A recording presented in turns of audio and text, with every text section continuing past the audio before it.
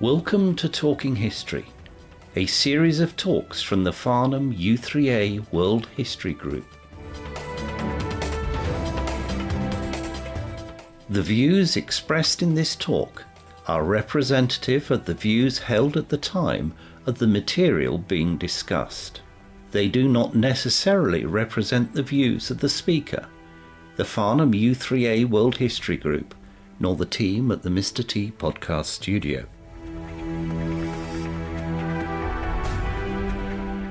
In this talk, Sue Willson tells us about the Highland Clearances and how they have been covered in literature through the years.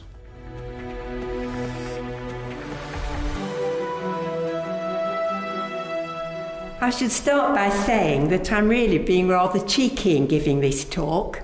I'm not a historian and didn't even do history at O-level, nor am I a Scot. My claim to some knowledge of Scotland stemming from my 5 years as a student in Aberdeen and several years working in Edinburgh. However, I hope today's talk will interest you and perhaps encourage you to find out more about our neighbour, which in my view is most definitely a different country, with its own history, its own culture, its own distinctive literature, as well as its own legal and education systems. Whether or not independence would be a good thing is a matter of opinion.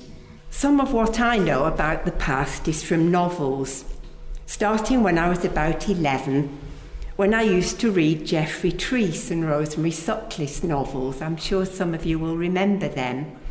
Certainly the Sutcliffe one about the English Civil War turned me into a fan of General Sir Thomas Fairfax, Black Tom, and I've never recovered from that. I'm still a fan and still a parliamentarian. I'm interested in how people live, particularly women, and how they react to the events around them, not the battles fought by the military, nor the details of the politics of the time. So I'm an avid novel reader, both historical and contemporary. I've even, very belatedly, got interested in the Trojan Wars and the Iliad because of the recent spate of novels looking at them mainly from women's point of view. I think that if writers have done proper research, they can convey to us both the facts about the period and what it was probably like to have been alive then. I'm very interested in how an author uses real-life characters as well as fictional ones, and whether putting words into their mouths and making up how they might have acted during real or fictional events is justified or even worth doing. Some people say, why write a novel about real events? You can't possibly know what people were thinking and feeling. My view is that you can imagine it, and it brings it alive to contemporary readers. I also think that historical fiction can tell us a lot about our own times. This talk is based on one I gave to the Literary Topics group when our theme was islands, and I thought an adapted version might well interest this group. We'll be looking at several accounts of journeys on the west coast of Scotland, all written by outsiders, English for the most part, observing and trying to interpret what they learn from their travels. And I've also included 3 novels. One theme that recurs again and again, far more than I'd expected when I started preparing that first talk, is, or are, to be grammatically correct, the Highland Clearances of the 18th and 19th centuries. However, I also touch briefly on land use and ownership, the Gaelic language, and what the future of the west coast of Scotland may be. I remember years ago, we were in some fairly remote valley in Scotland and commented on how so very few people lived in the area. Bill thought it had always been like that because of poor soil, steep slopes, and the great distance from any town or city. but my Scottish friend and I chorus, but what about the clearances? They play a very large part in Scottish memory and culture. And the Orkney poet George Mackay Brown summarises their effect in his autobiography. He said, "Whole communities of Gaelic-speaking Highlanders were persuaded or driven out of the valleys where they had lived, a poor but free community, for many centuries." Again, it was progress, that religion of 19th century man, that irresistible force that destroyed and uprooted everything that seemed to stand in its way. Nothing was sacred or beautiful. Only money and profits counted. The ancient way of life of the Scottish Gaels was destroyed with particular ferocity. Hadn't those clans twice in the 18th century threatened the crown and the ruling classes in England? And indeed, under Prince Charles Edward Stuart, caused a wild panic in London's corridors of power in 1745. Well, after that, I may as well end now rather than making you listen to me going on. I've learned far more during the past couple of years about this part of Scottish history, partly through two books I was given as Christmas presents, Love of Country by Madeline Bunting and No Great Mischief by Alistair MacLeod. I already knew Adam Nicholson's Sea Room, and he has some relevant things to say too. But first, we're going back to the 18th century in the company of Boswell and Johnson. They travelled to Scotland during the autumn of 1773. Why they chose that time of year to go to the west coast, I can't imagine. I remember once leaving Scotland in late August, rather chilled, and we went south to the Lake District, which seemed to be basking in wonderful warmth and sunshine by comparison. However, our intrepid travellers set off in mid-August and didn't return to Edinburgh until mid-November. Indeed, Boswell comments very often about the dreadful weather they experienced and the delays and discomfort that storms cause. What on earth did they expect at that time of year? I don't know, but anyway.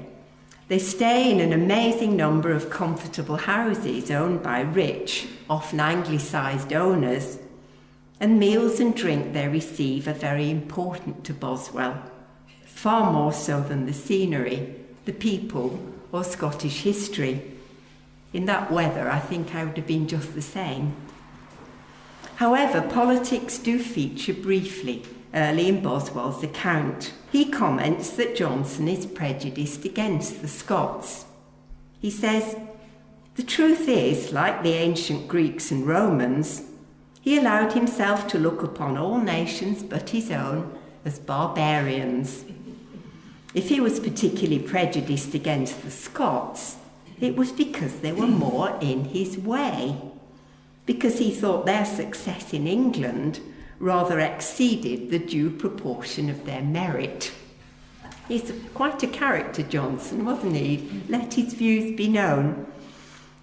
I won't go deeply into English politics here, that would be quite beyond me, but we'll just remind you that the Act of Union had only been passed in 1707, perhaps in living memory in 1773, just about.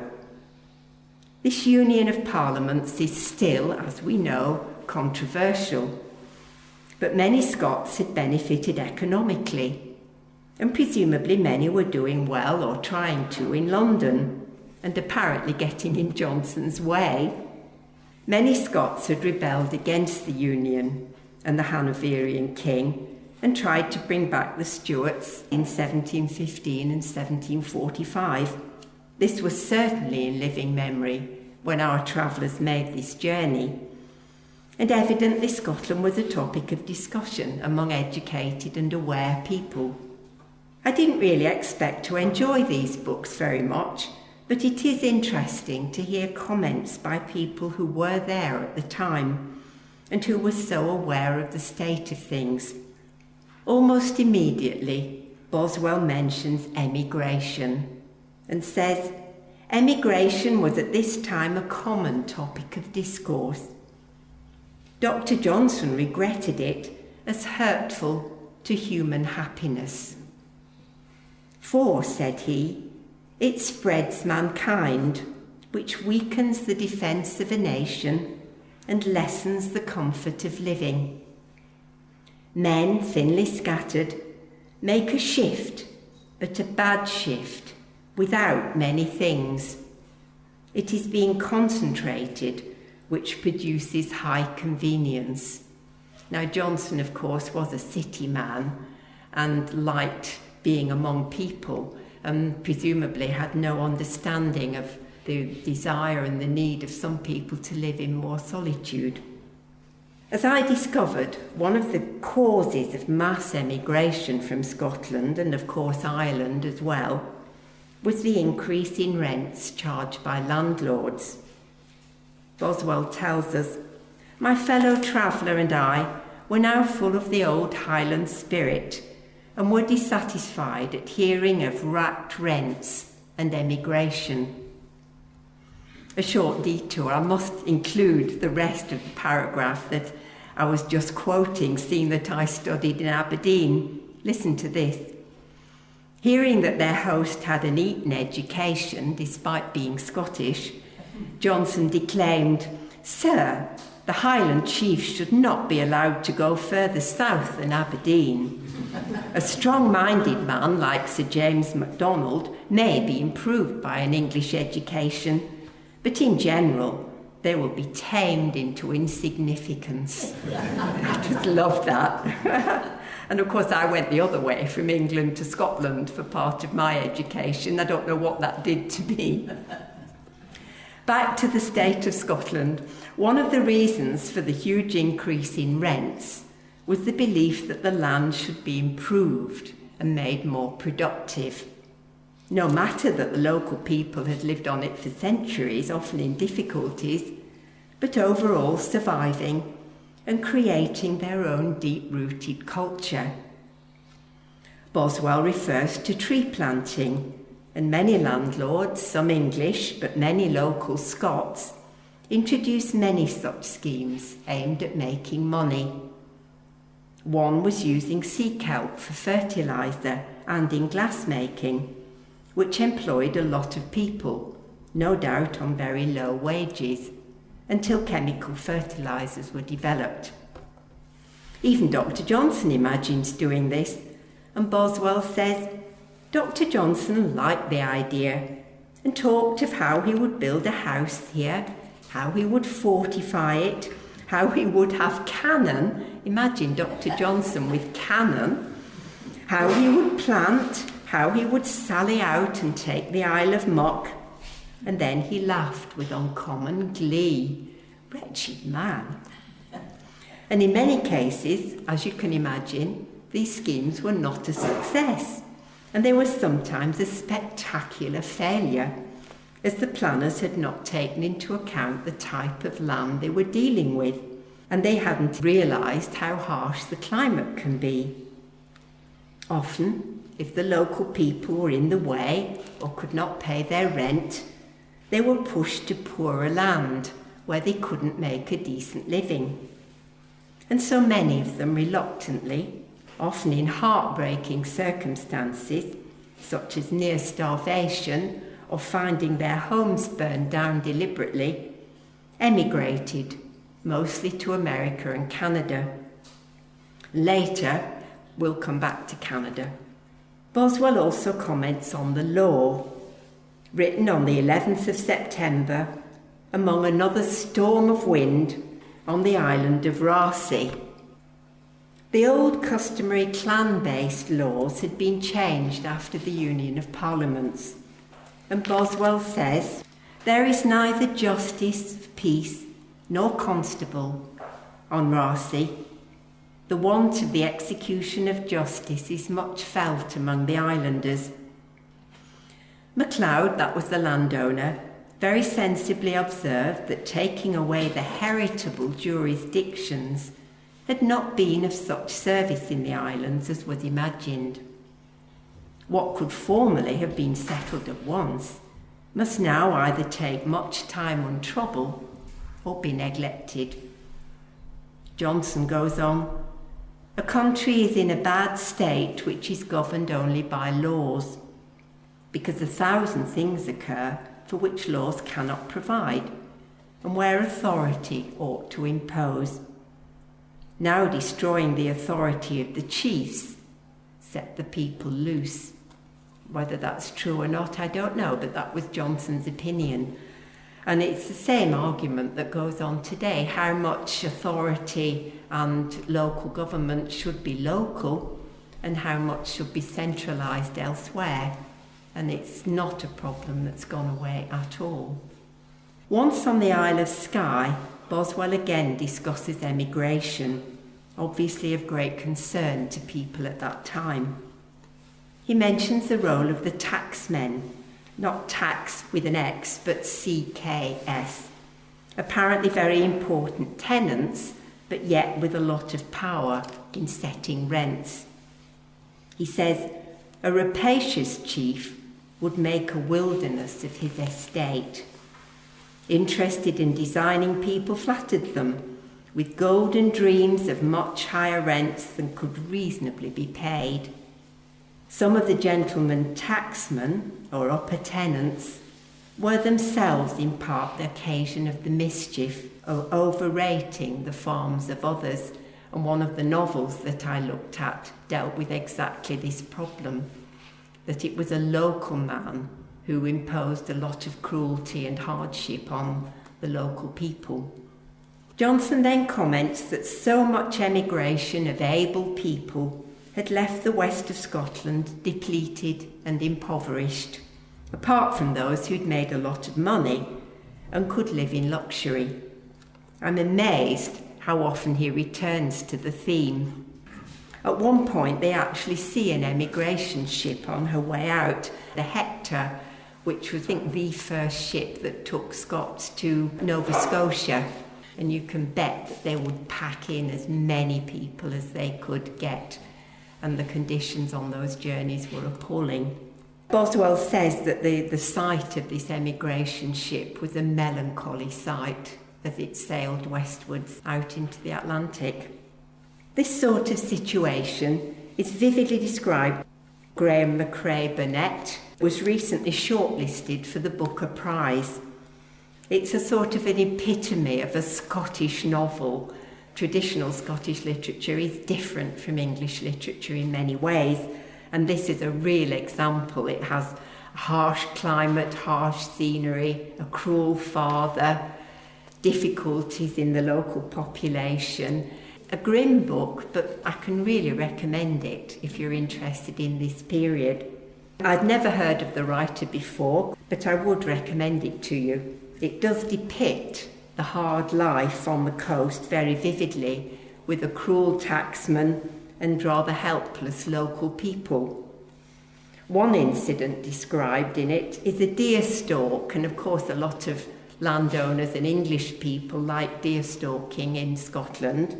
The main character, then a very young man, disrupts the event just before the stag is killed, not wishing this to happen. He's only young, he realises that they're going to slaughter the stag, and he cries out, and of course the stag runs away, and the landowner and the stalkers are furious.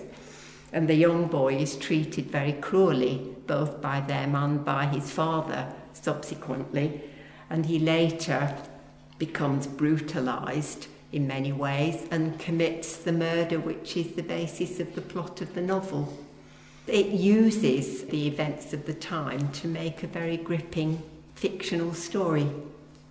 Boswell's account of all this is not all gloomy, however, and his descriptions of what they see are vivid and interesting. But his overall view seems to be summed up during their visit to the Isle of Mull. And he says, after a very tedious ride through what appeared to me the most gloomy and desolate country I had ever beheld. So poor Boswell is not thrilled by this trip at all. Johnson comments on many of the same themes, and indeed on many others. I really was surprised. He talks about religion, education, the fostering of children, farming methods. But of course he was on a fact-finding tour, turning his analytical mind to new situations and places. He starts off, as Boswell suggested, by thinking that the Highlanders and the old clan system, now more or less abolished, were primitive and uncouth. However, as the journey goes on, he sees so much poverty and analyses the situation with some sympathy. He tries to see both sides, realising that the landlords are trying to make the land more productive, but that the suffering of ordinary people is inescapable. However, he does occasionally comment on some of the scenery. He was quite impressed by a place rather like Fingal's Cave, which he was not able to visit because of the weather. And I found it very funny that he starts this incident by saying, "We stopped at some rocks on the coast of Mull," just some rocks. And I mean, the scenery is really spectacular, but he said, just some rocks. They'd forgotten to take torches to see the inside of the cave, and they had to make do with one small candle, and he makes it quite an amusing event. And he describes that the place well repaid our trouble. As so often when writing a talk, I came by chance across a lot more background in Now We Shall Be Entirely Free by Andrew Miller. It's a very enjoyable novel, partly set in the Western Isles, just over 30 years after Johnson and Boswell's visit. The hero, John Lacroix, witnessed an atrocity during the Peninsular War, and despite his rank of captain, did nothing to stop it. After being returned home to England, seriously injured and very sick, during his recovery he's pursued for political reasons from Somerset to the Western Isles, where he seeks refuge. While there, he sees emigration ships, seaweed burning, and crofts destroyed in order to make the people leave the area.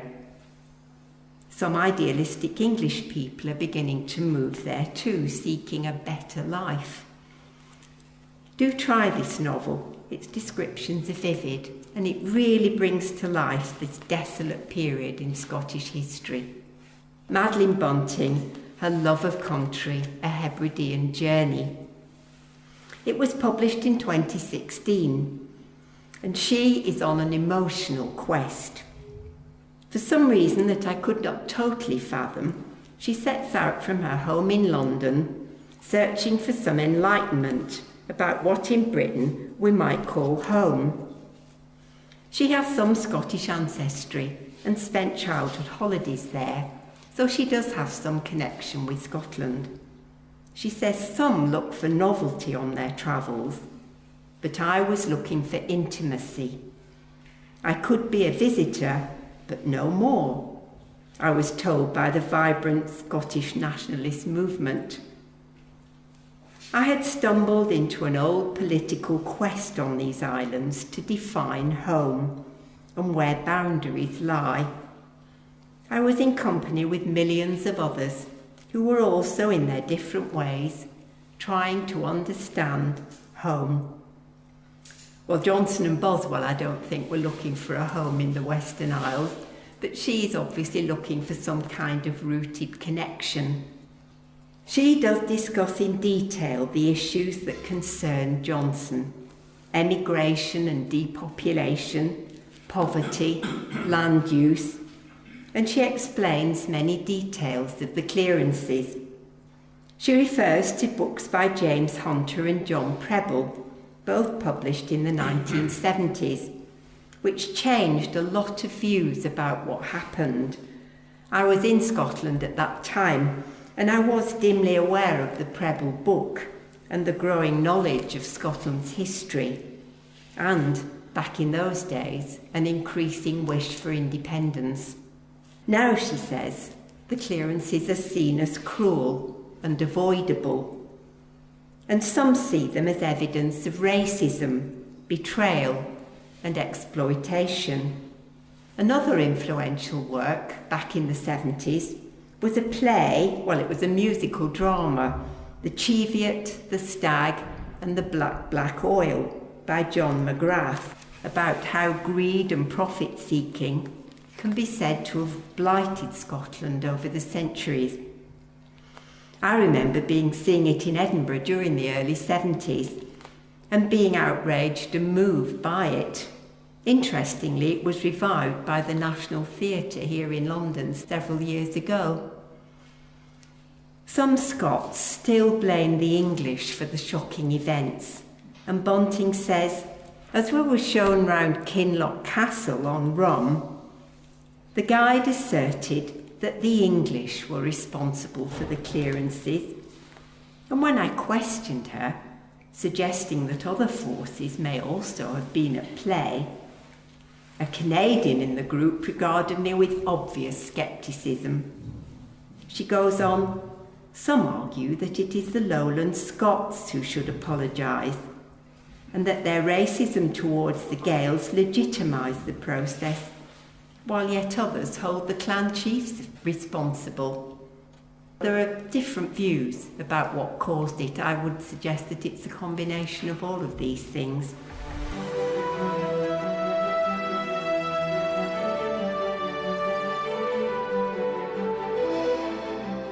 I was utterly amazed that the first Kinloch owner, indeed the man who had it built, was an industrialist from Accrington, where I was brought up. Well, as we would say in Lancashire, just fancy that. He was John Bullough, and until fairly recently there was still an engineering firm in the town called Howard and Bullough, so I guess that's where he made his money. He was hugely rich, and Bunting tells us that he bought the Isle of Rum from the Marquis of Salisbury as a shooting estate in 1888. He shipped in enough deer to make its description plausible and spent a few weeks on the island during the shooting season. How very generous of him. She tells us that land was far more available in Scotland than in England, and that buying such an estate fulfilled a fantasy partly created by the works of Sir Walter Scott and was a huge status symbol. Because of the railways, the rich from England could easily travel up to Scotland, and so it became the fashion to do just that. Bullough spent vast sums of money on his luxury dwelling on Rum, importing the materials and creating a bizarre and fantastical place. Now, as we are told in her book, a century later, the castle's pink sandstone is crumbling, too soft for the fierce Hebridean gales. The conservatory and its exotic flowers and fruit have long since disappeared. The alligator's sojourn proved particularly short-lived. After a breakout, terrified the guest, honestly. Only the hummingbirds are still at the castle, stuffed and encased in glass, after a breakdown in the heating system killed them. Bunting's view is that Kinloch Castle can be seen as a memorial to the tensions and brutality which were woven into the running of the British Empire. The Bullough's wealth was the proceeds of the labour of Lancashire's working class, my ancestors. It barely touched the lives of these living in those places. On the Hebrides, only a small number were employed as servants and gillies. As Bunting concludes, Accrington's working classes had funded Kinloch Castle, but perhaps the money would have better served the town's own future. By the 21st century, it was one of the most deprived in England, and I can assure you that Accrington now is rather a sad place in many ways. Rum is in a happier situation now, however. In 1957, the last Bullough sold it to the Nature Conservancy Council to to be a nature reserve. This did not quite work out, but in 1992, a community trust was set up to develop a plan to sustain a small population on the island and provide a school and shop. This still continues, and I think it's been quite successful, but no money has been found to renovate the castle. I did read recently that it is for sale, but not on the open market. It is hoped that a buyer will be found who will somehow use the castle for the good of the community, perhaps turning it into a hotel or making jobs that way. So if anybody wants to invest their riches, this is your chance. One of the interesting things that Bunting talks about is the Gaelic language. She explains how closely a strong sense of family and place that people traditionally have had on the West Coast is related to the language. People belong to places, she says, rather than places belong to people. It is an understanding of belonging which emphasises relationship, of responsibilities as well as rights, and in return offers the security of a clear place in the world. The greeting in Gaelic is "where are you from?" or "where do you come from?" rather than the English "how are you?" The identity of place and family more than personal well-being and health. She says Gaelic's attentiveness to place is reflected in its topographical precision. It has plentiful vocabulary to describe different forms of hill, peak, or slope, or each of the stages of a river's course, from its earliest rising down to its widest point as it enters the sea. Much of the landscape is understood in anthropomorphic terms, so names of features are often the same as those for parts of the body. It draws a visceral sense of connection between sinew, muscle and bone and the land. And so you can see that when people were uprooted from the land that they had such an intimate knowledge of, it would affect them far more deeply than perhaps in a culture like ours, where our connection to the land has been broken to a large extent. Many efforts have been made over the years to halt the decline in Gaelic speaking, and the same in Ireland too, because it was perceived that the use of the language linked people to the land and the local culture. There were stories of more children speaking Gaelic to each other in the playground, and of a general increase in its use, and in town signs and railway stations too. So the efforts recently to halt the decline in Gaelic speaking has had some success, because it's been realised that it is part of the local culture. When I went to Aberdeen in 1965, I remember being amazed to meet people from the Western Isles who phoned home in Gaelic. One article in The Guardian only last October described a decline, however, now. The headline was "Gaelic close to societal collapse across Scotland despite an urban renewal."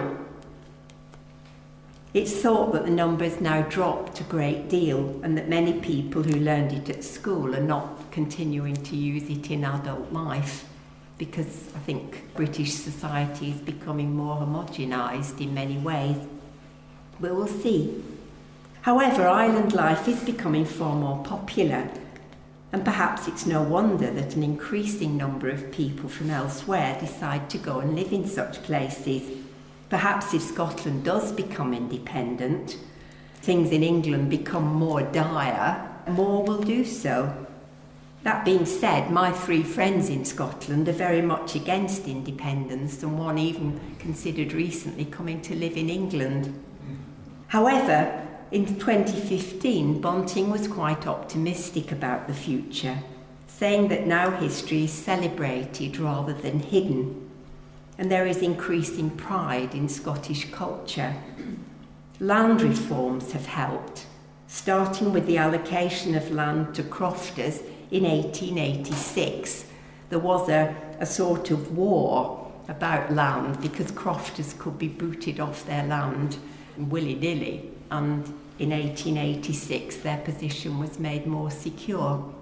Bunting quotes our local resident as saying local decision-making has given people a sense of self-worth. It's not utopia, but there is a sense of empowerment that brings a new self-confidence. And this lack of self-confidence and lack of empowerment does go back to the clearances when people were forcibly evicted and had to leave. Things that are positive about Scotland are the use of wind power, although that comes with problems, and maybe the winds are too strong, maybe it damages the seabed too much, but wind power is one of the industries that Scotland is seriously investing in. One of the most famous and successful industries on the West Coast is Harris Tweed. You'll all have heard of Harris Tweed. You may own some Harris Tweed.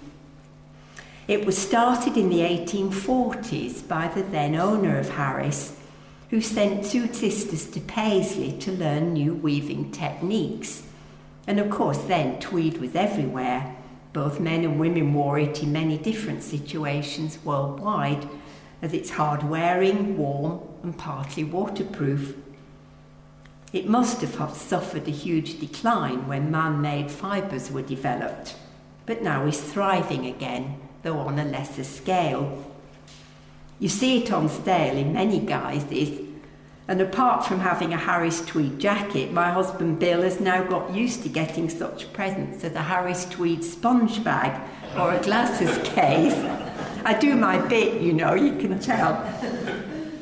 Now the label can only be used if the cloth is woven in a particular way, and on Harris and Lewis. Many others, much smaller industries are encouraged and greatly helped by the internet. And as tourism has increased, so has the sale of Scottish craft items. Years ago, a friend of ours referred to pebble painters as being a significant part of the community. We saw some cottages, I think it was, and he said, oh, pebble painters must live there. And indeed, you do see painted pebbles as one of the craft industries. We've had various soaps or pieces of jewellery given to us by one of my Scottish friends in particular. My favourite of these has got to be Dundee Marmalade Shower Gel. And I did use it, and I did go about smelling delightfully of oranges. The Isle of Lewis, deserted cottage. There are many ruined and deserted cottages on the west coast of Scotland, dating back to these times. It shows you how strongly built they were and how suitable for the climate that there is that much left of them. And some of the modern buildings that were built, for instance on St Kilda, they built some more modern houses and they were destroyed by the climate, whereas the traditional crofting houses could see the winters through. And so at last we get to Canada, where a lot of Scots went, crossing the Atlantic in our minds, as so many Scots have done in reality. Where they went, Cape Breton, it's bleak, it's windswept, it's in many ways sort of similar to Scotland, I would have thought. One of the books I'm using here is No Great Mischief by Alistair MacLeod. The title refers to what General Wolfe said at the Battle of Quebec, where troops were storming a cliff in the wars that were out there. And again, the Highlanders were used as soldiers quite often. Anyway, General Wolfe said, apparently, when the Highland soldiers had been fighting extremely bravely, but they often disobeyed the rules and they wouldn't obey orders that they'd been given because they were used to being more independent and they were perhaps a bit bolshy. He knew that they were likely to be killed in the assault that they were doing, but he said, it will be no great mischief if they fall, And so Alistair MacLeod has used this as his novel title, No Great Mischief. It was quite a common attitude to Highlanders. I think for centuries there's been a prejudice by Lowland Scots against Highlanders. Perhaps they were afraid of them because they were quite warlike and perhaps a bit belligerent. They spoke a different language, which is always a bit alarming. It can be. And there has been a lot of prejudice against them. They were considered to be devious or less well educated or not to be trusted or whatever. Anyway, a lot of these poor people were forced onto poor land, as I said before, and often extremely reluctantly they decided to emigrate across the Atlantic because the alternative was starvation, literally starvation. Some of them were harassed by their own landlords or tacksmen, what we would, from a place of work, call constructive dismissal, where your conditions are made so unpleasant that you resign rather than be sacked. And so their employers can say, oh, we didn't sack them, they resigned, they went willingly. And it was the same with these people. They often decided to emigrate because there was no good alternative. In his book, Alistair MacLeod tells us what may well have been family history, although the family he writes about is called MacDonald, not MacLeod. It is labelled a novel, but it really reads more like a family history, telling the story of a family over several generations. The present-day narrator is the 5th generation to live in Canada, but some family names and physical resemblances are still evident, and interestingly, some Gaelic is still spoken. So in some ways, psychologically, they're still very closely linked to Scotland. Family legends are told and retold, one being that their dog, too loyal and devoted to be left behind in Scotland, swam after the small boat taking them to the emigration ship, and he was eventually taken on board. And that's a sort of little touching detail that you can get in a novel that a historian wouldn't put in a historical account. And it makes it, to me, all the more alive and poignant. Their 4 times great-grandfather Callum emigrated to Nova Scotia in 1773, the very year that Boswell and Johnson travelled to the Western Isles, and saw at least one emigration ship sailing by. The family had been told that there would be good land for them in Canada, but when they got there, after a difficult and very dangerous voyage, during which Callum's wife died and a baby was born, that was not so. On landing, Callum broke down in tears and wept for 2 days. The narrator asked his grandfather why he was so grief-stricken and says, I remember the way my grandfather drove the axe into the chopping block with such violent force that it became so deeply embedded he had difficulty in getting it out later. He looked at me with such temporary anger in his eyes that I thought he would snatch me by my jacket front and shake me. His eyes said that he could not believe I was so stupid. He was, he said, composing himself, and after a thoughtful moment, crying for his history. He had left his country and lost his wife and spoke a foreign language. He had left as a husband and arrived as a widower and a grandfather, and he was responsible for all those people clustered round him. He was like the goose who points the V, and he temporarily wavered and lost his courage. And you can imagine landing on a strange shore, no obvious means of survival, your family dependent on you, already one bereavement, you would lose your courage. Like many Scots, the family in this book is very interested in the country's history, and like many other Scots, particularly like conflicts with the English. In this, perhaps, They're a bit like the Northern Irish, still reliving the Battle of the Boyne.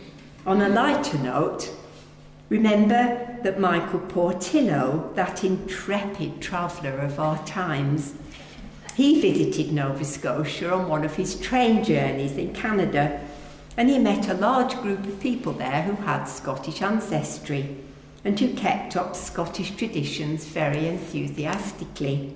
You know Michael, he takes any opportunity to dress up, this time in a kilt, saying how proud he is of his Scottish blood.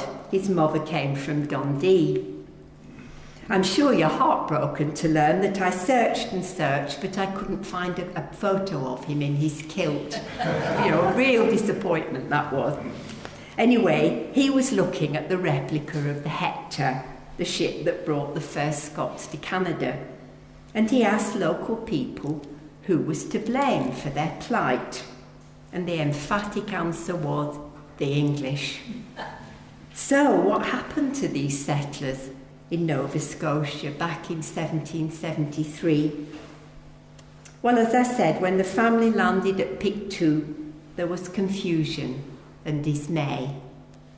They stayed there for 2 weeks and then at last found a boat to take them to Cape Breton Island.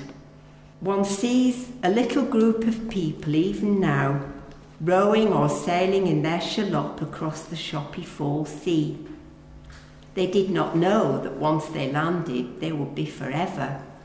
None of them in that boat ever returned to the mainland during their natural lives. One sees them with the saved dog, perhaps, in the shallop's prow, the wind spray flattening the hair along her skull, while she scanned the wooded coastline with her dark, intelligent eyes. When the boat landed on the gravel strand, the cousins who had written the Gaelic letter and the Micmacs who were at home in the land of the trees helped them ashore and continued to help them through the first long winter. So the local people initially were quite friendly, and it was only later, I think, that their cultures were destroyed in turn.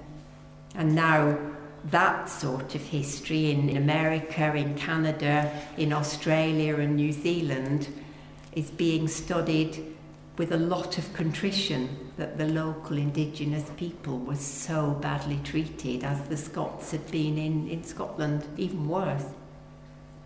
I mean, the indigenous people in these places, I think, were treated utterly appallingly. Anyway, the family in this family history cum novel did eventually receive formal papers about their entitlement to land. They increased and dispersed, but retained strong clan ties. And when the narrator as a child met relatives, they always asked about his ancestors, concluding that he is part of the Red Clan, and they used the Gaelic word for that which I can't pronounce. He and the other modern youngsters would laugh at this when they were young, as you would, but later in life came to appreciate and value it. Life was hard for the early settlers, and the climate difficult. Even generations later, the winter ice can kill, and the narrator's parents did indeed die young this way, being frozen on the ice. And his elder brothers lived in very primitive conditions.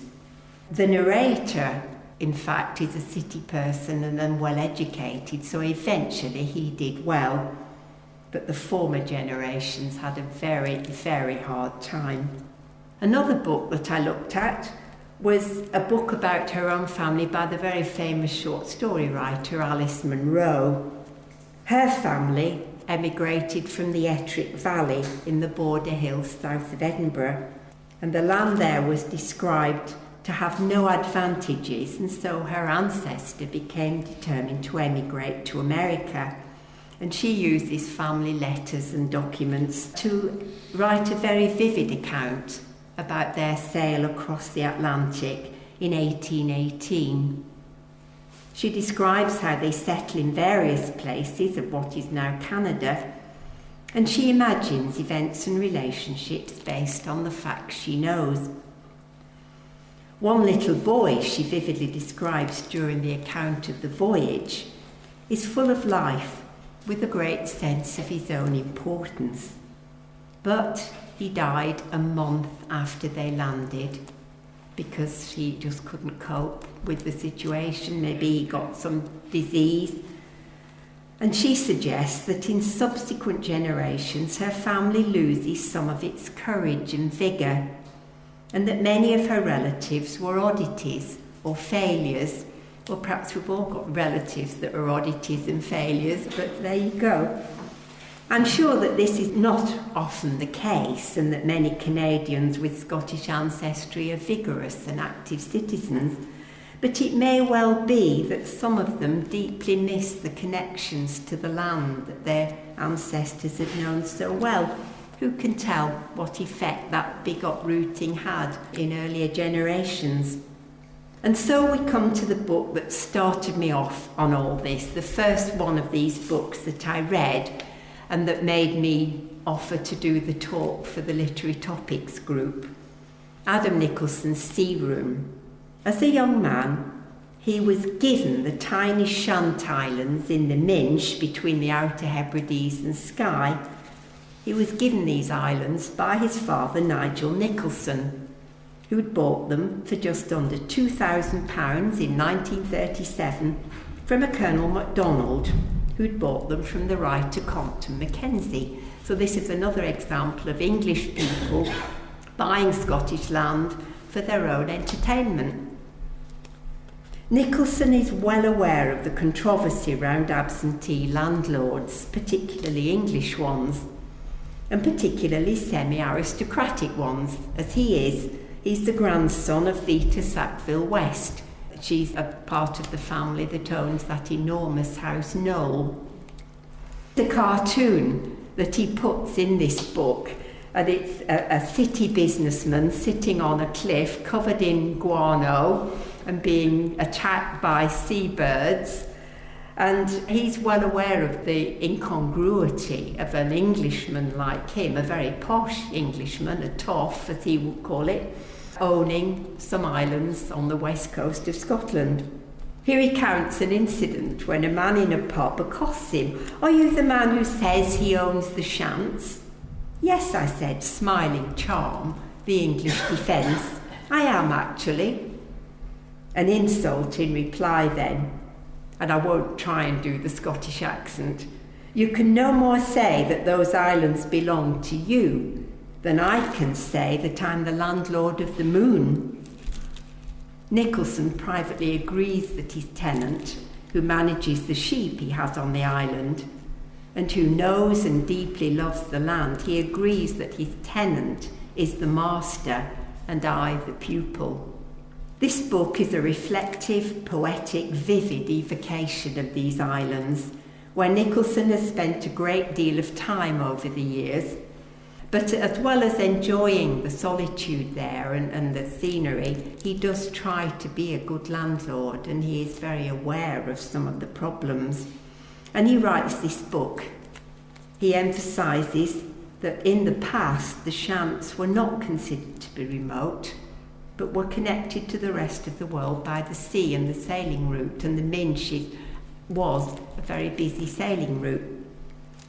He covers many aspects of life there: archaeology, the previous inhabitants of the island going back to the Iron Age, farming over the centuries, wildlife, geology, detailed knowledge of the sea and sailing, and the clearances, though he thinks that the people left the Shants voluntarily rather than being cleared.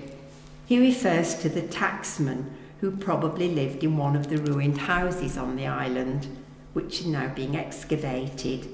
And he said this is our connection to the past, that these houses are a memorial to the people that lived and farmed there. He's now going to pass the island, which I presume he has now done, to one of his sons. And before he does that, he's reflecting what the islands mean to him, learning a great deal more about their history, which as a younger man, when he inherited the islands, he more or less ignored. he comments that both he and his father have experienced an enlargement of their lives by living there. He says, 40 years later, he wanted, I think, to give that same enlargement to me, that wonderful sea room, that surge of freedom which a moated island provides.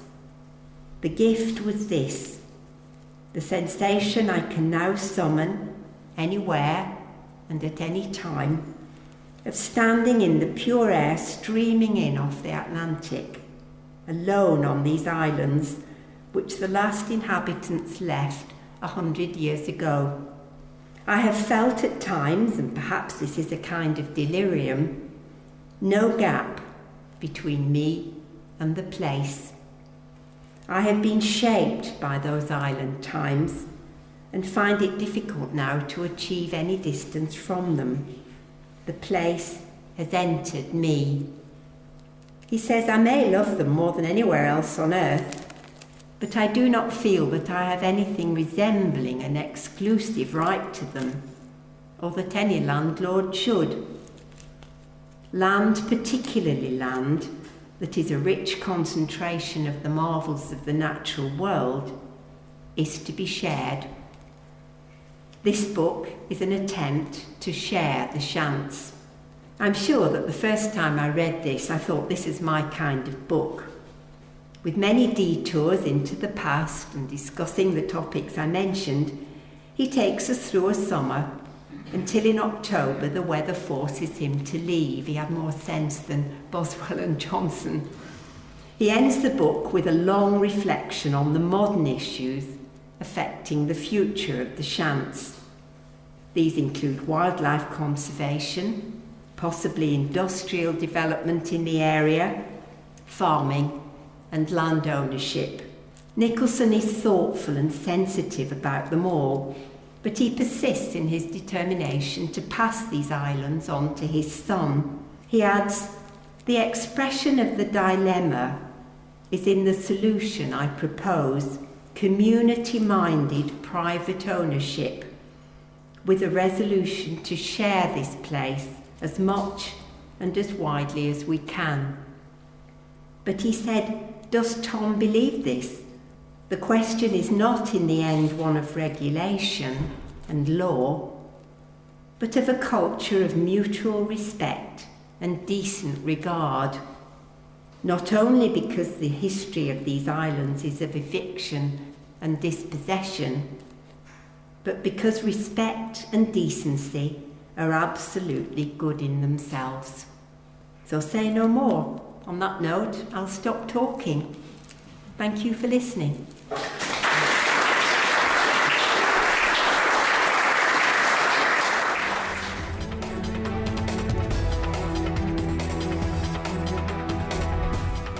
This podcast has been produced by the Mr. T Podcast Studio in association with the Farnham U3A World History Group. Thank you very much for listening to this talk.